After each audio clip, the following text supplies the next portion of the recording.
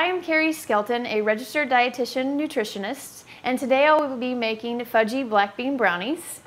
You can choose between canned beans or dry beans, and the difference can come between price, convenience, and also the sodium content. So when you look at a bag of dry beans, there can be up to 12 servings in a bag of dry beans compared to a can of beans, which has up to 2.5, 3 servings of beans.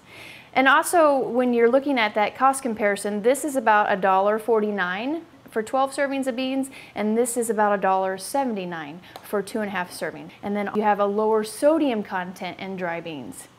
So your dry beans, you have virtually no sodium content, and with your canned beans, you do have sodium content in canned beans. So by rinsing the canned beans, you can decrease the sodium content by up to 40%. So let's go ahead and get started with our recipe of fudgy black bean brownies today.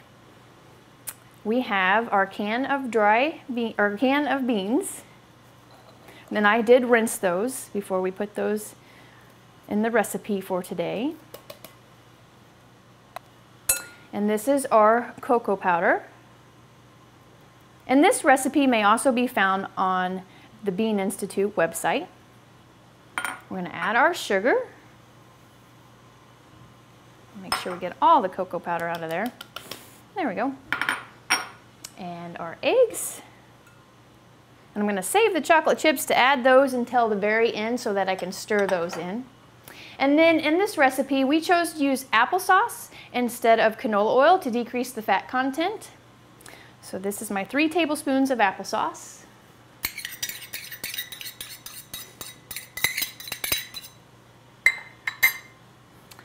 And then my teaspoon of vanilla.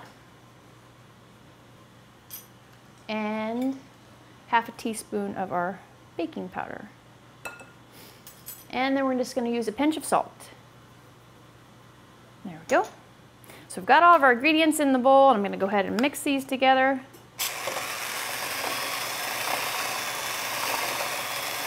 Nice hand mixer. I want to make sure I really get those beans blended well. And beans are an excellent source of protein and fiber.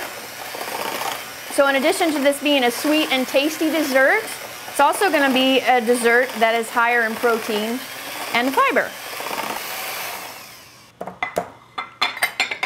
And then I'm going to stir in the chocolate chips.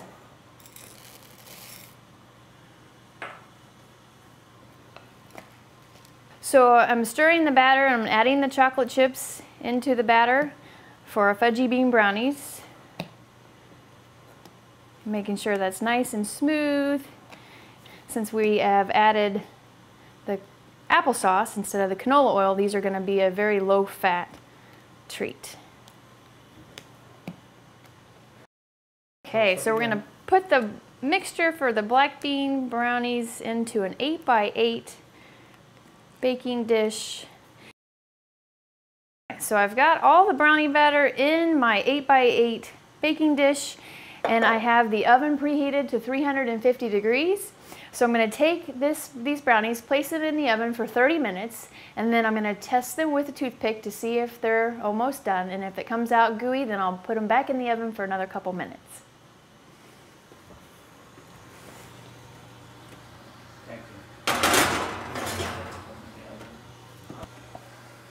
And my fudgy bean brownies are all done.